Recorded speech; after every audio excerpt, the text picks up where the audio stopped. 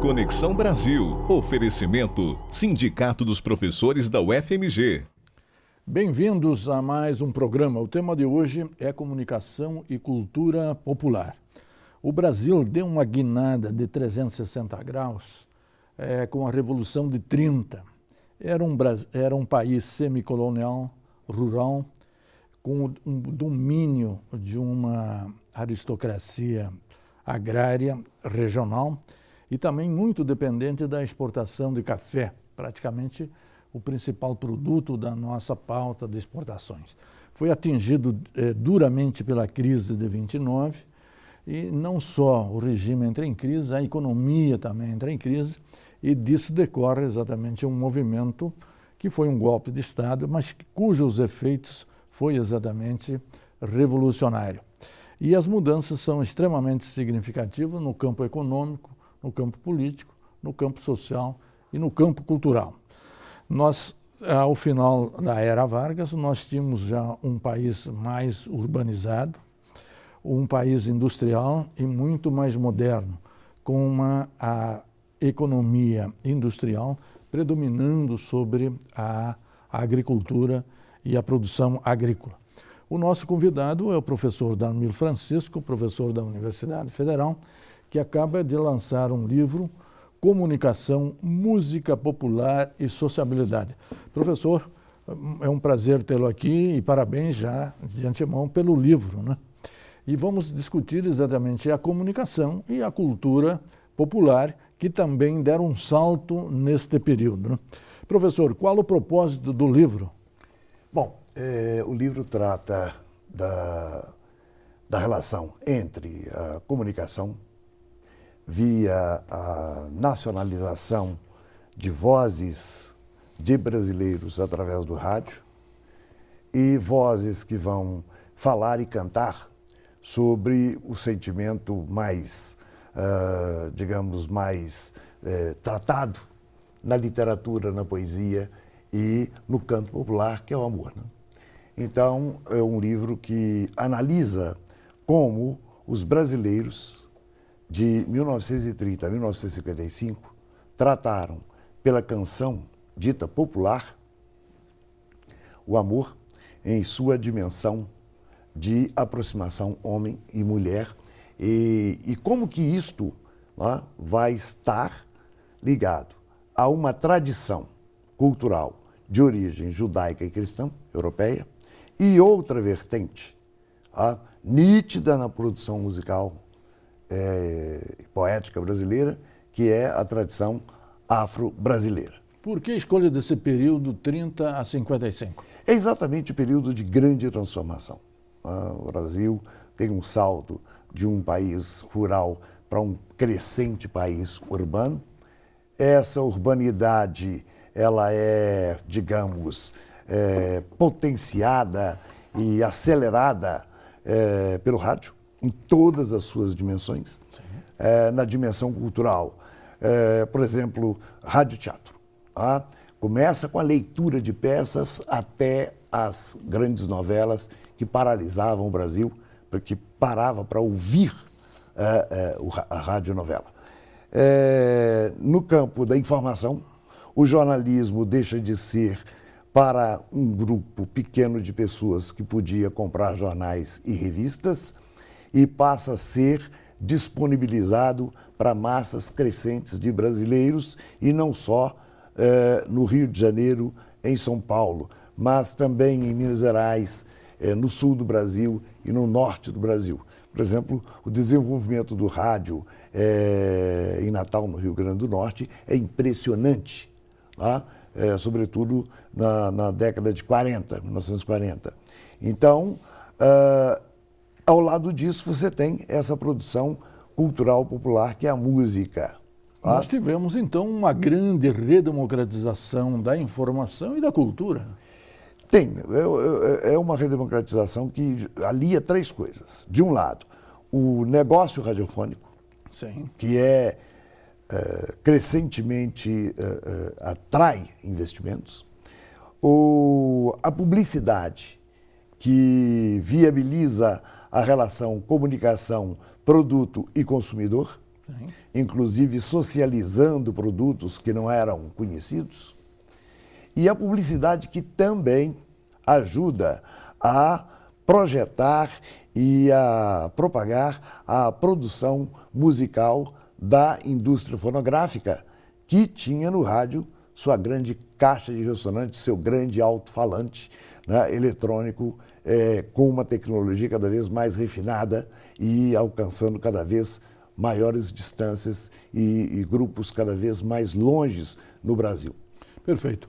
Com que fontes esse livro foi escrito, professor? Olha, ele trabalha com a história, trabalha com todos os aportes de estudos da comunicação, trabalha com a rica história da música popular brasileira,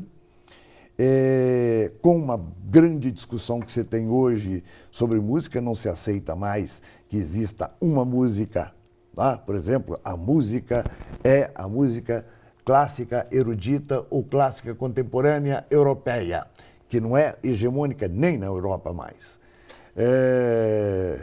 A música, ela é um trabalho sobre sons. Claro. É um trabalho sobre o fenômeno sonoro. E esse trabalho é da ordem cultural. Então, você tem experiências como, por exemplo, cordas percutidas, violão, piano, você tem isso em várias culturas. Claro. Os tambores você tem em várias culturas. Mas quem dá o tom é a cultura. É a cultura. Então, a música dita popular é a música ligada às etnias e ao ethos dessa etnia, à ética dessas etnias. Daí eu encontrar na música popular tanta tradição judaica cristã, por exemplo, na música Barracão, do Erivelto Martins, que é uma música mundialmente conhecida. Os católicos cantam essa canção como uma canção simples de credo a Deus, de submissão católica a Deus e de busca da salvação. Com a mesma letra ou só com a música? Não, com a música e a letra traduzida. Sim. Nas igrejas católicas e igrejas protestantes. Mas que teve aqui no Brasil uma certa resistência, não é isso? Sim, a música ela foi condenada por alguns músicos. Essa música não faz sucesso porque é uma música de igreja, o caso do Benedito Lacerda, um grande flautista, e um bispo do Rio de Janeiro que quis proibir a música. E os dois erraram. Sim. A música fez sucesso, errou o crítico musical. E a música foi interpretada como uma música sagrada, né, desmentindo os temores do bispo do Rio de Janeiro, né? Dom Cabral. Nós voltamos no segundo bloco, focalizando a implantação do rádio e outras consequências que ele passa a ter na comunicação e na música popular e na cultura popular, num sentido mais amplo. Um instante só, voltaremos já. Interconexão Brasil. Oferecimento: Sindicato dos Professores da UFMG. Interconexão Brasil. Oferecimento: Sindicato dos Professores da UFMG. Bem-vindos de volta. Nós estamos trabalhando o tema comunicação e cultura popular. Estamos baseados exatamente no livro Comunicação, Música Popular e Sociabilidade. Nós já colocamos no primeiro bloco o significado e a organização exatamente dessa obra. Como o rádio foi exatamente apropriado e usado pelo governo Getúlio Vargas? Bom, primeiro, o Getúlio Vargas foi um dos grandes estadistas que esse país conheceu, talvez o mais importante deles antes do Lula. Tinha uma visão estratégica de desenvolvimento que poucos tiveram. Uma noção de território nacional e de necessidade de uma construção de uma identidade nacional que poucos dirigentes tiveram. Uma sensibilidade para reunir intelectuais em torno do projeto dele de desenvolvimento nacional que pouquíssimos dirigentes políticos no Brasil também demonstraram. E o Vargas se atentou muito cedo para a questão da importância do rádio, em 3 dimensões. Uma comercial. O rádio apresentava produtos de um país que crescia em urbanização para pessoas que não conheciam esse produto.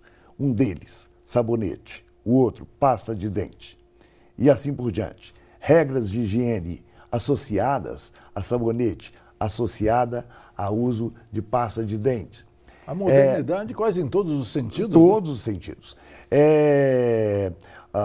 O uso comercial do rádio. E ele turbinando, vamos dizer assim, a economia. Porque você apresentava o produto ao consumidor e criava mercado ao mesmo tempo.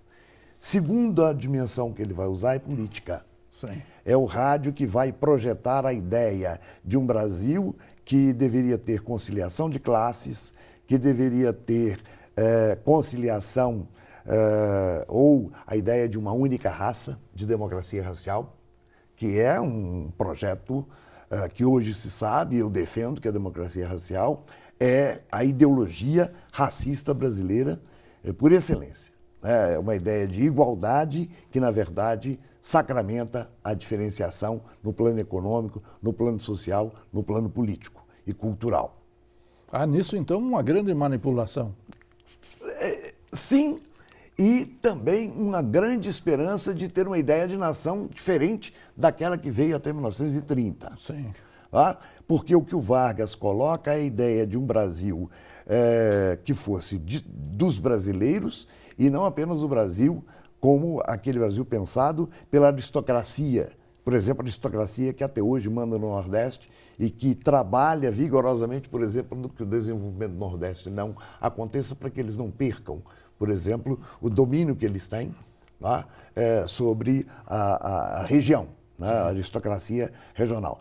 E nisso essa aristocracia ela tem ódio mortal ao Bolsa Família, porque o Bolsa Família, num certo sentido, tirou o escravo natural e acabou com o prolongamento da escravidão através do salário de fome, através da não regulação das relações de trabalho. Então, o Vargas tinha uma manipulação, mas tinha também uma ideia de criar uma outra expectativa nacional. Além do uso político, então, o terceiro seria o uso... O cultural. Mas cultural político. Por exemplo, há uma novela muito famosa no Brasil, que eram episódios semanais, chamado Jerônimo, o Herói do Sertão. O Jerônimo é um branco latifundiário, mas é o burguês latifundiário que tem um compromisso com o desenvolvimento nacional, com a justiça social e etc. Esse Jerônimo é um homem de excelente reputação, moralmente muito bom, e ele tem um auxiliar na atividade de combate ao burguês egoísta, trapaceiro, predador, né? Que é o moleque Saci. Então é a ideia de conciliação de classe e de complementação de trabalho entre raças, portanto, de conciliação de raças também. Essa ideia, tá, de Brasil uno, de classes sociais conciliadas e de raças conciliadas, aparece em toda a produção e numa pressão para a conformação da música popular brasileira. Então, a música que mostra que os salários não eram bons e que os trabalhadores estavam sendo muito explorados, é uma música que vai sendo retirada, né? Gradativamente dessa peça. Do rádio. Tá? Há uma polêmica que eu cito aí no livro entre o Noel Rosa e o Wilson Batista. O Wilson Batista é negro, o Noel Rosa é branco, e eles estavam discutindo quem é o malandro. Sim. E o Noel Rosa dizia, olha, o malandro hoje tem um violão, faz samba, canção, está no rádio. Ele não está nas ruas, ele não arrasta tamanco, ele não usa mais navalha. A arma dele agora tem que ser outra. É uma afirmação e um reconhecimento positivo da cultura e da influência do rádio na cultura, se eu entendi bem. E também a ideia de que os artistas tinham que usar a cultura a favor deles, porque fora disso, e o rádio a favor deles. Claro. Daí ele pregar, né? O malandro está com um violão, faz samba canção e canta no rádio. Nesse sentido, o rádio é, digamos, um grande mecanismo de integração econômica, social e cultural de segmentos até então marginalizados do processo político e cultural, ou não? Do ponto de vista, digamos, da mídia rádio, que é uma mídia que não tem visão, né? A mídia é cega. Sim. Ela permitiu a ascensão do locutor negro, do produtor negro, de alguns artista, atores negros. Sim. E, sobretudo, dos cantores e dos compositores negros. Né? Então, Senhor, lá já na final da década de 20, início dos anos 30, Ismael Silva, Sim. Pixinguinha, tá? Heitor dos Prazeres, tá? Cartola, que surge na década de 30, isso depois só vai explodir na década de 70, com um esforço que tinha intelectuais para resgatar uma produção cultural que estava se perdendo, né? E com a televisão, ela foi varrida, tá? De cena. O rádio, então, ele consegue projetar, ele consegue, é o veículo que consegue manter vivo, nesse período, a diversidade cultural. Ou seja, havia uma tradição cultural de relação com a vida que era africana, ou afro-brasileira, e outra que era judaica cristã. E que isso vai aparecer nas músicas. Tá? Então, por exemplo, nas músicas, você tem as músicas, por exemplo, do Ari Barroso, cantando a Eva, e a Eva é a companheira submissa em tudo e por tudo ao homem. Sim. E essa mulher é reprimida. Então, falta a essa mulher alguma coisa, que é exatamente a expressão da sensualidade, da sexualidade, do próprio amor. Então ele começa a buscar essa outra mulher. Ele, Lupicínio Rodrigues, né, que é negro, mas ele está dentro da tradição judaica cristã. Perfeito. E, por outro lado, você tem os artistas negros, como Wilson Batista, Geraldo Pereira, Cartola, Ismael Silva e o próprio Pixinguinha, que falam, no nosso caso, nós não temos a Eva. Nós temos uma mulher integral, porque a mulher negra é aquela que foi escrava. Como escrava, ela teve que lutar, inclusive, pela própria vida. E que depois da escravidão, ela não tinha como ficar dentro de casa esperando o provimento do trabalhador que era discriminado e que tinha um salário baixo. Então, ela tinha que participar ativamente da luta pela sobrevivência. Então, além dela ter uma herança cultural que empurra a mulher negra para a independência, ela tem sociologicamente um potenciamento dessa herança cultural. Então, a independência dela é maior ainda. Perfeito. No terceiro bloco, nós vamos trabalhar a relação do rádio com a questão da integração nacional, exatamente superando os regionalismos até então predominantes. Um instante só, voltaremos já. Interconexão Brasil. Oferecimento Sindicato dos Professores da UFMG. Interconexão Brasil. Oferecimento Sindicato dos Professores da UFMG. Bem-vindos de volta ao programa. Nós estamos trabalhando o tema comunicação e cultura popular. E já deixamos no ar o tema desse terceiro bloco, que é exatamente a influência do rádio no processo de integração nacional. Porque até então, até 1930, predominavam os regionalismos e as oligarquias estaduais bastante divididas entre si e em competição entre si, tanto do ponto de vista econômico quanto do ponto de vista. Qual o papel do rádio nessa integração nacional? Bom, primeira coisa foi a ideia de que o Brasil era uma federação.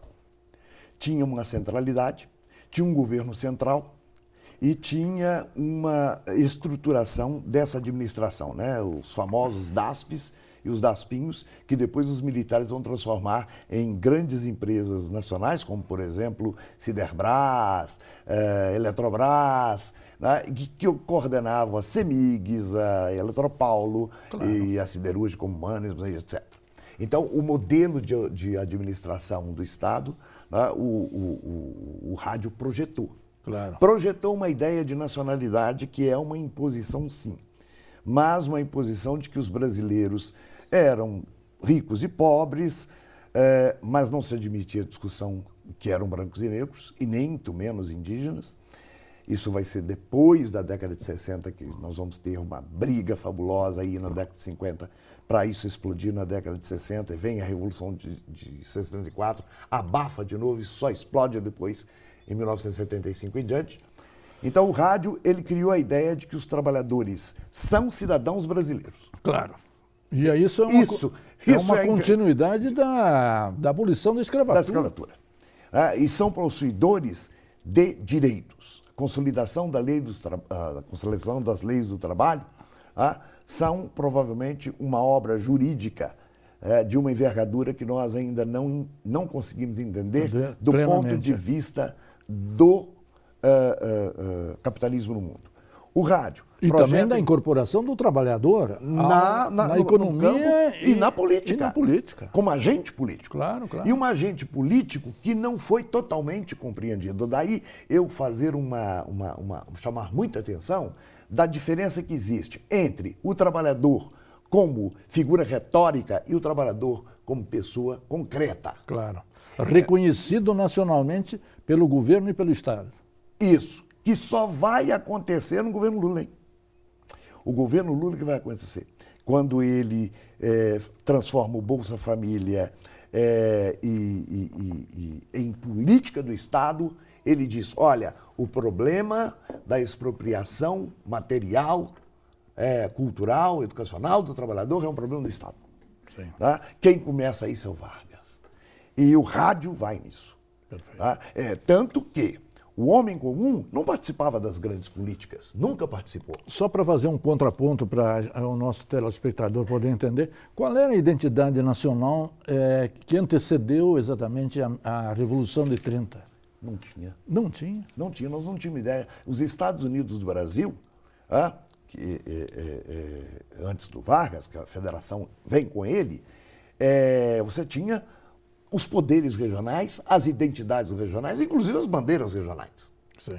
O episódio do Vargas queimando todas as bandeiras regionais para dizer agora tem uma bandeira só, e essa bandeira do Brasil, tem todo um simbolismo de queimar um passado que emperrava um país trabalhar, inclusive na cooperação regional. E é impressionante, ao mesmo tempo que o rádio impôs um canto que nasceu e vigorou a partir do Rio de Janeiro, o mesmo rádio, e através de uma política de incentivo do Estado, foi buscar o regionalismo. Daí o surgimento, não apenas por esse incentivo, mas porque os artistas apareceram, do Gonzagão, do Luiz Gonzaga, o Gonzagão, do Dorival Caymmi. Sim. E mais tarde, já fora do meu período de pesquisa, Teixeirinha, e claro, seu famoso churrasquinho de mãe. Claro. De qualquer forma, o Clube da Esquina depois vai aparecer em Minas, vão aparecer os baianos, depois os baianos e os novos caetanos, que é a música sertaneja. A música sertaneja. Quer dizer, o regionalismo depois, ele vai se afirmar com uma certa contraponto à ideia de uma unidade nacional. Sim. Nós estamos já no finalzinho do programa. Como é que nós podemos dizer, fechando já o programa, o que foi feito da era Vargas e de toda essa herança política? Só para encerrar o nosso programa. Primeiro, se nós temos hoje ideia de nação, e nação que pertence a todos, começou com Vargas. Sim. O Brasil industrial? Industrialização.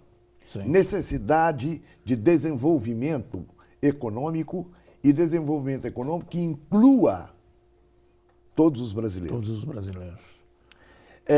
Herança Vargas, consolidação das leis do trabalho, que é provavelmente o maior documento do mundo de reconhecimento de direitos de trabalhadores enquanto construtores pelo trabalho da riqueza de uma nação. No campo do patrimônio?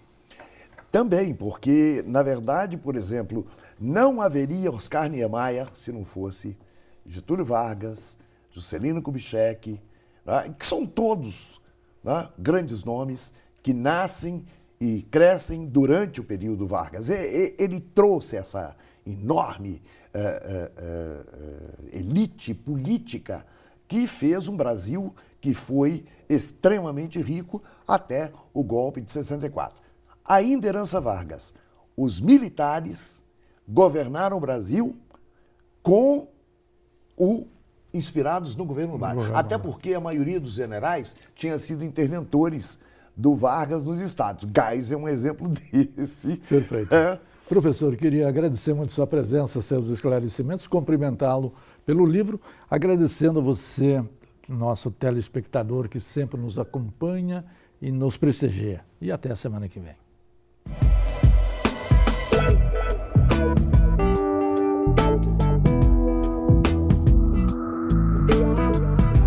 Interconexão Brasil. Oferecimento: Sindicato dos Professores da UFMG.